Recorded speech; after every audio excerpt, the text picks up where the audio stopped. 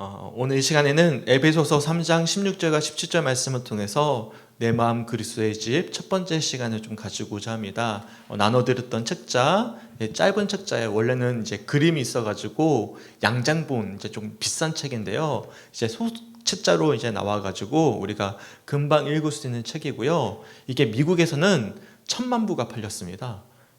정말 많은 사람들이 읽었던 책이거든요. 로버트 벙어라는 유명한 작가가 쓴 책인데 우리가 이 책의 내용을 통해서 우리의 마음의 그리스도의 집을 다시 한번 더 점검해 볼 수 있는 그런 은혜의 시간이 되었으면 좋겠고, 원래는 2번 이제 준비를 했는데 이제 3번째 시간까지 이렇게 나누어 가지고 함께 했으면 좋겠습니다. 원래는 책을 가지고 말씀을 나누는 걸 그만둘까도 생각을 했는데 좋은 것 같아요. 나름대로 수요일 날마다 이렇게 좋은 책자를 가지고 나누는 게 의미가 있는 것 같습니다.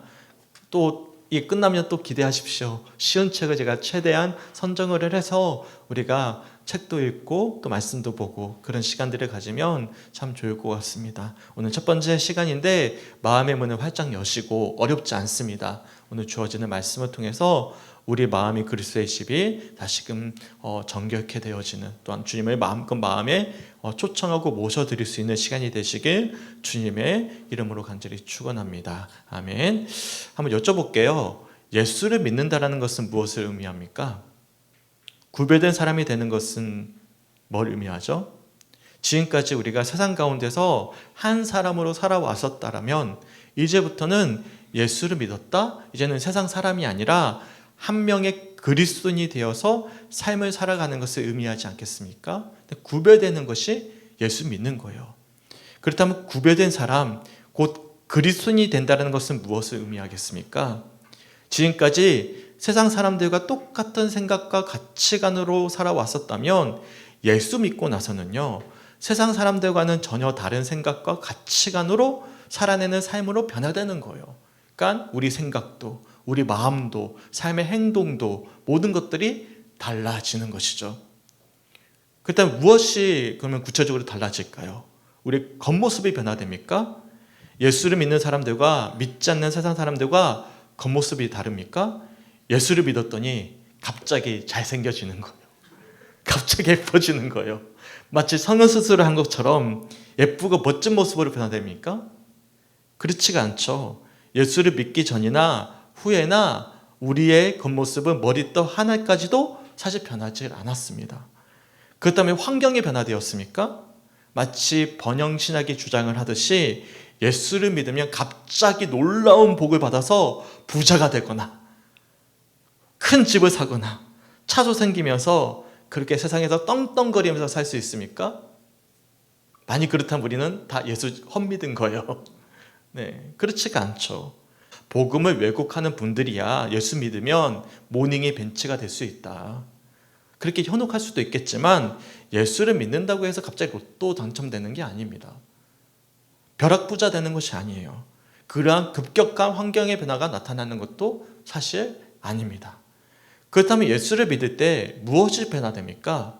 성죽교회 성도님들은 예수 믿고 나서 다 믿으시잖아요. 예수 믿고 나서 만나고 나서 생각해 보세요. 뭐가 변화되셨죠? 무엇이 변화되셨습니까? 바로 우리의 마음과 생각이 달라졌습니다. 삶을 살아내는, 그리고 세상을 바라보는 가치관과 시선이 변화되었습니다. 정말 소중한 것이 무엇인지 알게 된 거예요. 세상 사람들은 좋은 차 타고 좋은 집 사고 어떻게 하면 건물주가 되고 어떻게 돈을 모을까, 무엇을 먹고 마실까 혈안이 되어서 그렇게 아등바등 살아냈는데 우리네 삶을 지탱하는 가장 소중한 가치가 무엇인지를 우리가 알게 되는 것이죠. 환경도 상황도 변화되지 않았어요. 우리 외모도 예뻐지거나 멋있어지지 않았습니다. 재산이 갑자기 많아지지도 않았어요. 하지만 세상이 줄 수 없는 정말 소중한 은혜와 사랑 가운데 참된 평안을 소유한 자로 변화된 것입니다. 그리고 결정적인 게 있습니다. 세상 모든 사람들이 정말 두려워하는 게 하나 있어요. 뭘까요? 모든 사람들이 두려워하는 것 하나. 네, 다 아니네요. 아니, 장로님 오랜만에 빨리 대답을 안 하셔요. 기다렸는데. 죽음! 그렇게 하셔야죠. 죽음이요, 죽음. 근데 우리는 영원한 영생을 소유한 자로 변화된 거예요. 이거는 진짜 돈 주고도 살 수 없는 거예요. 다 다들 죽음을 두려워하는데 믿는 자들은 뭘 소유하죠? 영생을 소유합니다. 어떻습니까? 우리 성주교회 성도님들은 이러한 변화를 경험하셨습니까? 그리고 이러한 변화된 삶의 가치관과 시선과 그런 삶의 의미를 가지고 살아내고 계십니까? 이처럼 믿는다라는 것은요, 우리의 생각과 삶의 가치관이 달라지는 것을 의미합니다. 생각과 가치관이 달라지면 뭐가 달라지죠? 행동이 달라져요. 행동이 달라지면 뭐가 달라지죠? 삶이 달라집니다. 이처럼 우리네 삶 가운데 전 인격적인 변화가 나타나는 것, 이러한 모습으로 살아내는 것, 이것이 참된 그리스도인의 모습이라고 할 수가 있습니다. 예전에는요, 우리 삶의 주인공이 누구죠? 나였어요. 내 욕망대로, 내 뜻대로, 내가 원하는 대로 내가 주인이 되어 살아왔다면 이제부터는 우리 예수님이 우리네 생각과 가치관과 인생의 주인이 되어 주시는 것입니다. 그래서 나눠드렸던 이 책자를 한번 봤으면 좋겠는데요. 내 마음의 그리스도의 집 60페이지 한번 펼쳐보실까요? 저 끝에 있습니다. 60페이지 보시면 밑에서 8번째 줄 보시면 이런 이야기를 합니다. 60페이지 밑에서 8번째 줄 제가 한번 읽어드릴게요. 주님, 지금까지는 당신이 손님이었고 제가 주인이었습니다. 그러나 이제부터는 제가 하인이 되겠습니다. 당신이 저와 이 집의 주인이 되어 주십시오. 멋있는 문장이죠. 지금까지 우리네 인생의 주인이 우리 자신이었는데 예수를 믿고 나서는 우리네 인생의 주인이 우리가 아니라, 내 자신이 아니라 예수님이심을 고백하는 사람들이 바로 누구죠? 예수 믿고 변화된 우리들입니다. 성주교회 성도님들은 어떻습니까? 인생의 주인이 성도님들 자신이십니까? 아니면 우리 예수님이 되십니까? 만약 지금까지 인생의 주인공이 우리 자신이었다면, 그래서 내가 바라는, 내가 원하는 시선과 욕망으로 살아오셨다면 지금까지 우리는 예수를 믿었다고 이야기는 했지만 웨슬리 목사님의 표현이에요. Almost Christian입니다. 뭐죠? 거의 그리스도인. 노고적으로 표현하면 명품이 아니라 짝퉁입니다. 그리고 이 시간 다시금 철저히 회개하시는 심정으로 주님 앞에 나오셔야 됩니다. 어떻습니까? 얼마나 우리는 우리네 인생 가운데 항상 예수님을 의식하십니까? 만약 교회에 나와서만 예수님을 생각하고 일상의 삶 속에서는 예수님을 전혀 의식하지 않은 채 살아오고 계신다면 우리네 인생의 주인공은 예수님이 아니라 바로 우리 자신이라는 사실을 깨달아야만 합니다. 지금까지 믿어왔던 신앙의 연륜과 어떤 연륜과 알량한 직분도 아무 소용이 없어요. 그게 우리의 믿음을 증명해 주지 않습니다. 목회자잖아요. 목회자라고 그리스도인입니까? 아니요. 직분일 뿐입니다. 제 마음 가운데 주인이 제가 된다면 목회자라는 허울만 좋을 뿐이지 저는 사실 almost 크리스찬입니다. 장로요 권사라고 할지라도 우리네 삶 가운데 예수를 믿고서 변화된 삶의 흔적이 나타나지 않는다면 지금까지 우리는 사실 헛믿은 거예요. 그래서 우리에게 필요한 것은 무엇입니까? 변화입니다. 더는 이렇게 살아서는 안 되는 것이죠. 더는 믿는다면서 대충 예배만 드리고 무의미한 시간만을 허비해서는 안 되는 것입니다.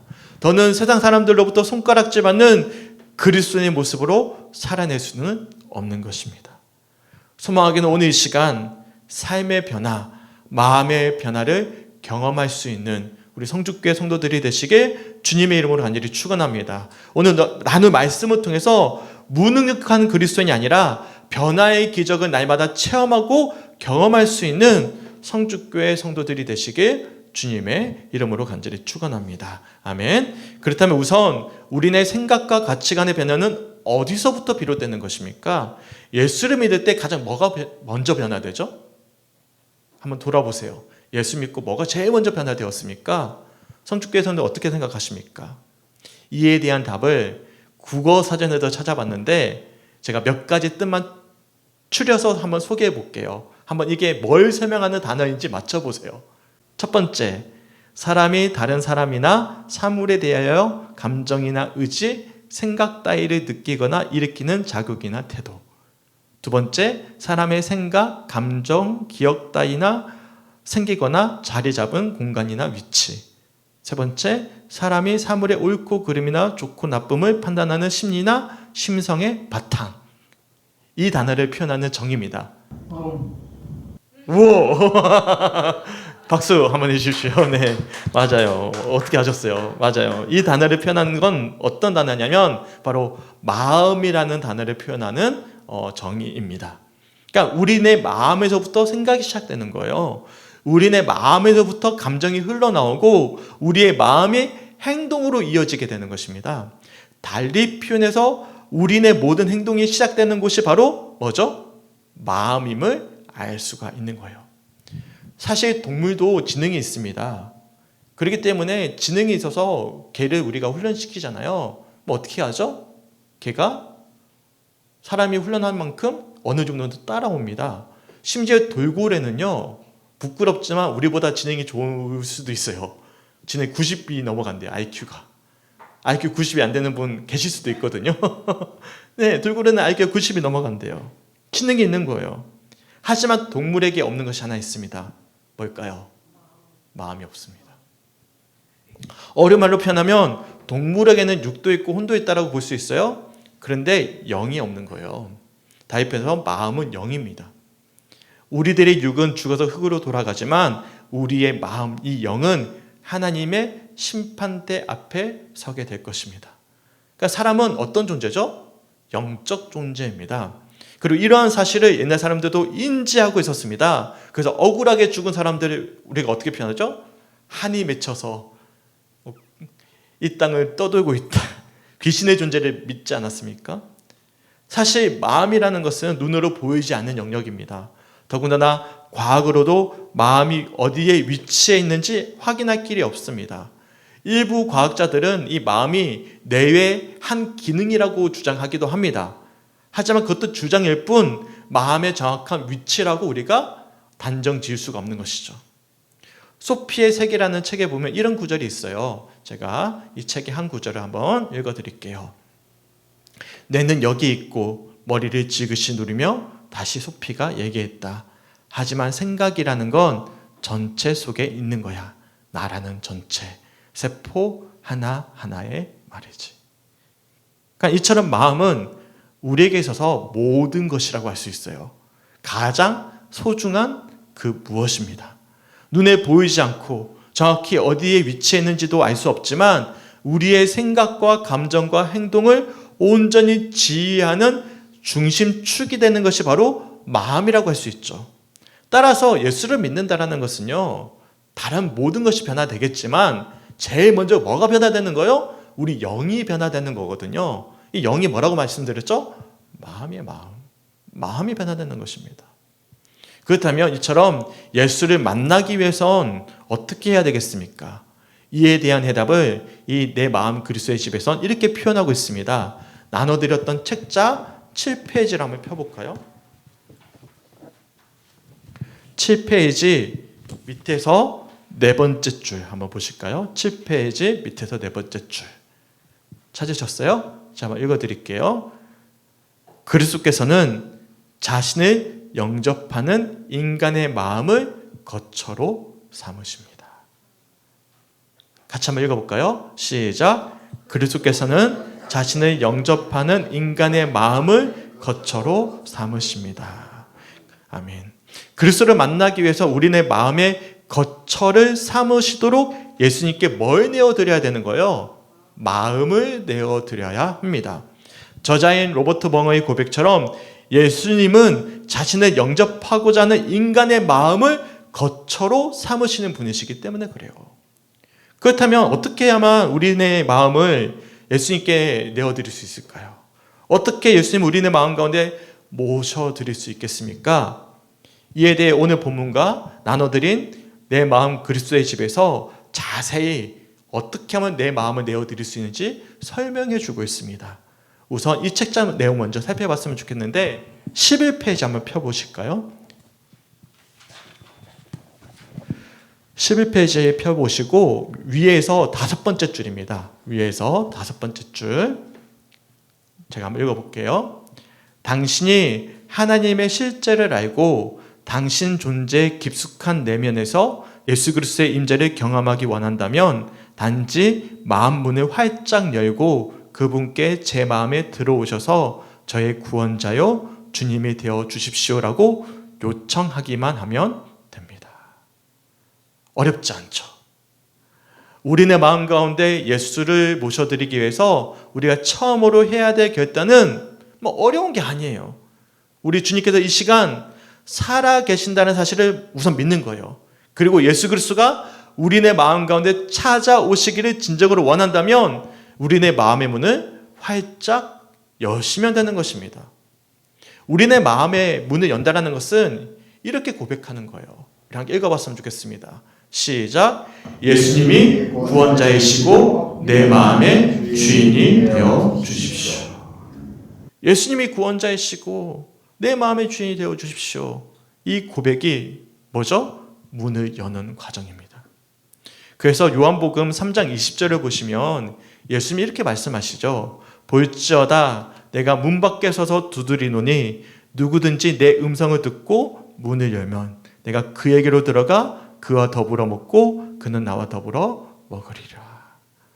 예수님께서는 우리네 마음의 문을 이 시간에도 변함없이 두드리고 계십니다. 하나님의 살아계심을 믿고 예수님이 우리네 삶의 주인이 되어주실 것임을 믿고 담대히 우리가 믿음으로 마음의 문을 열어 제낀다면 우리 예수님은 거침없이 찾아오십니다. 우리의 마음 가운데 거처를 삼으실 거예요. 좀 더 구체적으로 한번 이야기해 볼까요? 나눠드렸던 이 책자 37페이지 한번 펴볼게요. 37페이지. 37페이지 제일 밑에 줄에 보시면 이제 기록되어져 있는데요. 제가 한번 읽어볼게요. 37페이지 찾으셨어요? 제일 밑에 있습니다. 당신의 모습 그대로 그리스도께 드리십시오. 그분이 원하시는 것에 민감하게 반응하십시오. 그분을 신뢰하십시오. 그렇게 하면 그분은 놀랄 만한 일들을 행하실 것입니다. 당신을 통하여. 이처럼 우리의 마음을 연다라는 것은 예수를 신뢰하는 것입니다. 신뢰가 뭘 의미하죠? 국어사전을 찾아보니까 이런 뜻입니다. 굳게 믿고 의지한다. 이게 뭐라고요? 신뢰하는 것입니다. 예수를 신뢰한다라는 것은 예수를 굳게 믿고 예수를 의지하는 것을 뜻합니다. 더 이상 세상의 것을 의지하는 것이 아니라 예수님 한 분만을 의지하는 것을 뜻하는 것입니다. 더군다나 예수님이 원하시는 것에 민감히 반응하면서 우리네 마음을 마음껏 주님께 열어드리는 것. 이러한 모습이야말로 예수님께 우리의 마음을 연다는 의미입니다. 그래서 어떤 행동을 할 때마다 이런 의식을 가지는 거예요. 예수님이라면 어떻게 하실까? 과연 예수님이라면 어떻게 행동하실까? 다시 한 번 더 되돌아보는 것입니다. 매 순간 예수를 의식하는 삶, 이러한 삶의 모습이야말로 예수님께 마음을 활짝 여는 행동이라는 사실이죠. 그리고 지금까지 표현했던 이러한 모습을 제가 한마디로 표현한다면 이 단어로 규정 지을 수 있어요. 뭐죠? 이게 바로 믿음입니다. 믿음. 오늘 본문에 보시면 이렇게 말씀합니다. 에베소서 3장 17절 말씀 우리 함께 읽어봤으면 좋겠습니다. 우리 성도님들 한번 읽어주세요. 시작. 믿음으로 말미암아 그리스도께서 너희 마음에 계시하시고 너희가 사랑하면서 피가 바뀌고 피가 굳어져서. 아멘. 그리스도 예수께서 우리 마음 가운데 계시기 위해서 뭘로 가능하다? 오직 믿음으로 가능하다라고 말씀합니다. 제가 믿음이 뭐라고 말씀드렸죠? 신뢰입니다. 신뢰. 내 마음 그리스도의 집에서 주장하듯이 이처럼 우리네 마음을 열기 위해서는 예수님이 우리네 삶의 주인이 되심을 믿고선 우리 예수님을 신뢰하고 마음을 활짝 열어 놓으셔야 되는 거예요. 본문 에베소서 3장 17절에서 주목해 봐야 될 표현이 하나 있습니다. 계시게 하시옵고에서 이 계시게라는 표현을 주목해 보셔야 됩니다. 이 계시게라는 표현의 헬라 원어는 카토이케오라는 단어로 쓰여졌는데 그 뜻은 어떠한 장소에 완전히 정착한다라는 의미를 담고 있습니다. 그러니까 중요한 단어죠. 그러니까 달리 표현해서 예수님이 우리 마음 가운데 단순한 방문객으로만 찾아오시는 것이 아니라 우리 마음 가운데 완전히 정착하시는 거예요. 우리네 전인격을 지배하시는 주인으로 임재하신다는 의미를 담고 있는 단어가 카토이케오라는 단어입니다. 곧 우리들이 믿음을 가지고선 우리네 마음을 완전히 주님께 오픈했을 때 예수님께서는 우리네 마음 가운데 단순히 손님으로만 찾아오시는 것이 아니라 완전히 정착해버리시는 거예요. 믿음으로 우리가 주님을 고백하면 우리 주님이 정착하셔서 우리의 주인이 되어주시는 것입니다. 설교 도입부에서 말씀드렸던 것처럼 우리네 마음의 주인이 내가 아니라 예수님으로 변화되는 것이죠. 달리 표현해서 진정한 믿음의 사람으로 변화되는 것입니다. 그런데 문제가 있어요. 우리가 아무리 노력한다 할지라도 우리네 마음의 문을 여는 과정이 여간 어려운 일이 아닙니다. 쉬우세요? 저만 어렵나? 가끔 가다가 제가 제 믿음이 없는 것 같아요. 네, 참 어렵죠. 무려 3년 동안 제자들이 예수님과 동행했지만 여는 과정이 수월치가 않았습니다. 내 마음 그리스도의 집 8페이지 한번 펴볼까요? 8페이지.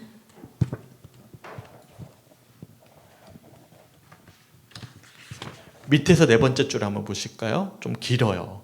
되게 중요한 내용이라고 저는 생각을 하는데 저는 이 책자에서 중요한 핵심 중에 하나라고 생각을 합니다. 8페이지 밑에서 네 번째 줄부터 제가 쭉 한번 읽어드릴게요. 예수님은 제자들이 살 장소를 마련하여 자신이 하늘로 가시고 언젠가 그곳에서 그들을 맞이하리라고 하셨던 것처럼 지금 제자들이 그들의 마음속에 예수님을 위한 장소를 준비하는 것이 가능하다고 약속하십니다. 주님이 지금 그들에게 오셔서 그들과 함께 하신다는 것입니다. 제자들은 이 말을 이해할 수가 없었습니다. 어떻게 그것이 가능하단 말입니까? 그 후 오순절이 되었습니다. 살아계신 그리스도의 성령이 교회에 오시자 그들은 예수님이 미리 하신 말씀을 경험하게 되었습니다. 하나님은 예루살렘의 성전은 물론이고 손으로 지은 어떤 성전에도 오시지 않았습니다. 이제 그분은 성령의 부으심이라는 기적을 통해 인간의 마음 안에 살게 된 것입니다. 믿는 자의 몸은 살아계신 하나님의 성전이 되었고 인간의 마음은 예수 그리스도의 거처가 되었습니다. 개인적으로 저는 이 책의 핵심 구조 중 하나라고 생각합니다. 우리의 노력으로는 마음의 문을 온전히 열 수 없어요. 제자도 마찬가지였습니다. 예수님이 말씀하시는 그 집이 뭘까? 온전히 그 말씀을 이해하지 못했어요. 그런데 오순절 다락방에서 제자들이 기도하는 도중 가운데 성령 하나님을 체험했고 그래서 성령으로 충만했을 때 제자들은 예수님이 하셨던 말씀을 온전히 이해할 수 있었습니다. 그러면서 마음 가운데 예수님을 온전히 모셔드릴 수가 있었던 것이죠. 그리고 이후부터 제자들은요, 아무런 기적과 기사가 일어나지 않았던 무능력했던 삶에서 벗어나서 놀라운 복음의 전도자로서의 삶을 살아낼 수가 있었던 것입니다. 변화가 나타난 것이죠. 이처럼 우리 역시도 마찬가지입니다. 믿음으로 우리의 마음을 오픈해야 됩니다. 하나님의 살아계심을 믿고 예수께서 우리의 구원자가 되심을 믿고 우리의 마음의 문을 열어야만 합니다. 예수님 한 분만을 신뢰하면서 모든 일에 민감하게 예수님만을 생각하면서 그렇게 믿음으로 반응해야 됩니다. 그러기 위해서 우리들에게 지금 이 시간 반드시 필요로 하는 것은 무엇입니까? 성령 하나님의 임재입니다. 그래서 오늘 본문을 보시면 이렇게 말씀해요. 16절 말씀 함께 읽어봤으면 좋겠습니다. 우리 성도들이 한번 읽어주셨으면 좋겠어요. 시작. 그의 영광의 풍성함을 따라 그의 성령으로 말미암아 너희 속사람을 능력으로 강건하게 하시오며. 아멘. 제가 우리말 성경으로 중요한 부분만 강조해서 다시 한번 더 읽어드릴게요. 성령으로 인해 여러분의 속사람을 능력으로 강건하게 하신다. 뭘로 인해요? 성령으로 인해. 여기서 속사람의 속은요, 뭘 의미하냐면 마음, 정성, 뜻, 영을 뜻하는 의미입니다. 성령으로 인해 뭐가 강건해지는 거예요? 우리 속사람, 마음이 강건해지고 변화된다라는 것을 의미하는 것입니다. 어떻습니까? 우리 성주교회 성님들은 진정한 믿음의 자녀로서의 삶을 살아내고 계십니까? 정말 머리로만 이해하는 신앙이 아니라 삶 가운데서 하나님의 살아계심을 체험하고 계십니까? 그렇게 은혜로 충만한 신앙생활을 원하십니까? 그렇다면 오늘 이 시간 우리의 마음의 문을 활짝 열어놓으시기 바랍니다. 그러기 위해서 이 시간 함께 고백했으면 좋겠어요. 같이 한번 읽어볼까요? 시작. 주님, 우리들의 마음 가운데 찾아와 주십시오. 마음을 활짝 열어 예수님을 의지합니다. 주인으로 모셔드립니다. 아멘. 그리고 또한 더 중요한 고백이 있습니다. 성령님을 의지하시기 바랍니다. 이어서 함께 읽어봤으면 좋겠어요. 시작. 성령님, 우리들의 힘으로는 예수님을 완전히 의지하는 것이 쉽지 않습니다. 성령 충만케 하셔서 성령님이 주시는 능력으로 우리들의 마음 가운데 예수님을 모셔드릴 수 있도록 인도하옵소서. 아멘. 소망하게 오는 이 시간 우리네 마음이 완전히 변화되어서 우리네 삶 가운데 예수님과 매 순간 동행할 수 있는 놀라운 은혜가 성주교회 성도들의 삶 가운데 회복되시길 주님의 이름으로 간절히 축원합니다. 그러기 위해서 오늘 이 시간 반드시 기억해야 되는 사실이 하나 있습니다. 마지막으로 한 번 더 읽어봤으면 좋겠는데 내 마음의 그리스도의 집 30페이지 한번 펴보실까요? 30페이지 제일 밑에 줄에 있습니다. 30페이지 제일 밑에 줄 제가 한번 읽어드릴게요. 내가 나와 함께 있고 싶어 하든 그렇지 않든 나는 항상 너와 함께 있기 원한다는 사실을 기억하도록 해라. 내가 너를 진정으로 사랑하기 때문이지. 소망하기는 이 시간 우리 예수님은 매 순간 우리와 함께 하고 싶어 하신다는 사실을 기억하시기 바랍니다. 그러니까 요한계시록 3장 20절에서 뭐라고 말씀하시죠? 이 시간 우리의 마음의 문을 똑똑 두드리고 계시는 거예요. 볼지어다 내가 문 밖에 서서 두드리노니 누구든지 내 음성을 듣고 문을 열면 내가 그에게로 들어가 그와 더불어 먹고 그는 나와 더불어 먹으리라. 두드리고 계십니다. 소망하기는 함께 찬양하면서 성령님을 의지하여 마음의 문을 활짝 여시기 바랍니다. 우리 모두 다 회복이 필요합니다. 마음의 거처에 예수님이 다시금 자리 잡으셔야 됩니다. 그럴 때 주님이 가장 선한 길로 인도해 주실 것입니다. 소망하기는 이 내 마음 그리스도의 집 쉬운 책이죠. 때 정말 중요한 내용이기도 합니다. 소망하기는 이 마음의 문 활짝 열고 우리 마음의 거처에 주님이 정착하셔서 주인이 되시는 그 은혜를 마음껏 누리는 우리 성주교회 성도들이 되시길 주님의 이름으로 간절히 축원합니다. 아멘. 다음 주는요, 제가 전반적인 내용을 소개해드렸고 다음 주는 이제 보면 되게 재밌어요. 거실도 나오고 오락실도 나오고 주방도 나옵니다. 하나하나 그때 다 살펴볼 거예요. 오늘은 전체 내용을 살펴봤고 다음 주는 자세히 하나하나의 내용을 살펴보면서 내 마음에 어떤 거실, 어떤 주방, 어떤 오락실, 어떤 서재가 있는지를 보면서 하나하나 점검해 나가는 그런 시간이 되었으면 좋겠습니다. 아멘. 기대되시죠? 감사합니다. 큰일 날 뻔했다. 아니라 하면 큰일 날 뻔했는데 감사합니다. 읽어보시고 다음 주 또 우리가 이 책을 가지고 더 깊이 은혜로 나아갔으면 좋겠습니다. 우리 찬송가 악보집 보셨으면 좋겠어요. 6번입니다. 악보집 6번. 이 찬양을 부르시고 오늘 주셨던 말씀 붙잡고 함께 기도했으면 좋겠습니다. 악보집 6번이고요. 오늘 반주가 없어서 제가 오늘 달빛방을 가져왔거든요. 같이 따라서 부르면서 함께 나아갔으면 좋겠습니다. 악보집 6번입니다. 이 찬양의 고백이 오늘 시간 우리 모두의 고백이 되었으면 좋겠습니다. 나의 안에 거하라. 나는 내 하나님이다. 너를 지키는 자다. 두려워하지 말라. 함께 찬양합니다. 나의 안에 거하라. 나는 내 하나님이니 모든 환난 가운데 너를 지키는 자라. 두려워하지 말라. 내가 널 도와주리니. 놀라지 말라. 내 손 잡아주리라. 한 번 더 고백합니다. 나의 안에 거하라. 나의 안에 거하라. 나는 내 하나님이니. 모든 환난 가운데 너를 지키는 자라. 두려워하지 말라. 내가 널 도와주리니. 놀라지 말라. 내 손 잡아주. 기억하셨으면 좋겠습니다. 내가 너를 지명하셨습니다. 내가 너를 지명하여 불렀나니. 너는 내 것이라. 내 것이라. 너의 하나님이라. 내가 너를 보배롭고 존귀하게 여기노라. 너를 사랑하는 내 여호와라. 나의 안에 나는 내 하나님이십니다.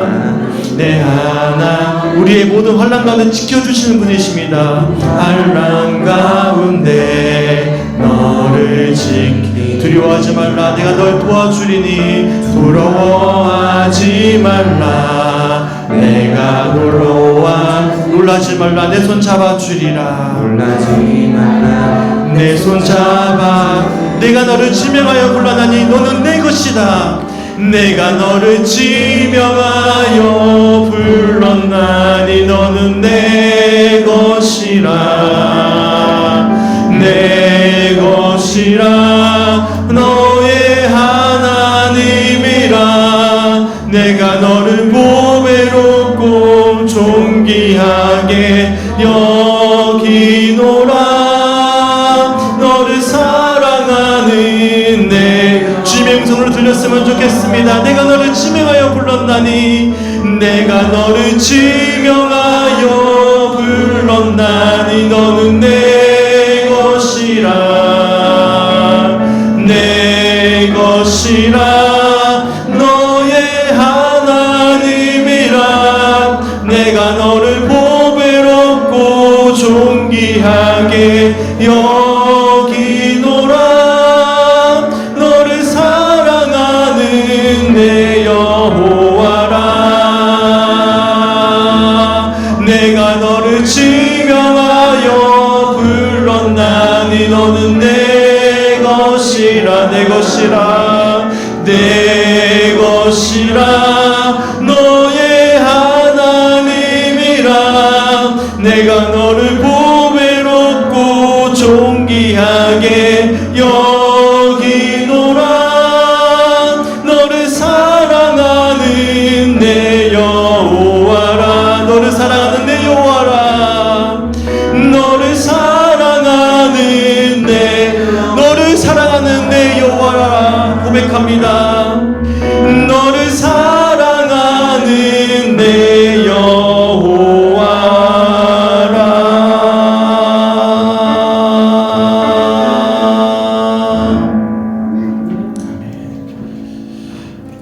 함께 기도했으면 좋겠습니다.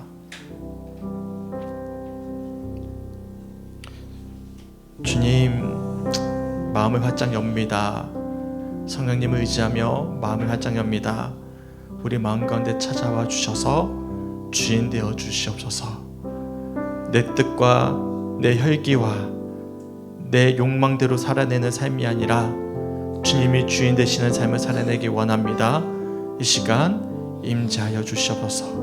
오늘 주셔서 말씀 붙잡고 주여 크게 한번 외치고 간절히 성령님을 의지하면서 부르짖으면서 주님이 새롭게 하여 주시옵소서. 우리 마음을 변화시켜 주시옵소서. 은혜로 충만케 하여 주시옵소서. 새롭게 하여 주시옵소서. 기도가 회복되게 하시고 우리 믿음이 회복되게 하시고 시간적 열정이 다시금 살아나게 하시고 병마가 치유받게 하시고 상한 심령이 회복되게 하시며 주님의 귀한 능력자로 쓰임받게 하여 주시옵소서. 우리 마음의 주인이 주님이 되어 주시길 간절히 소망합니다.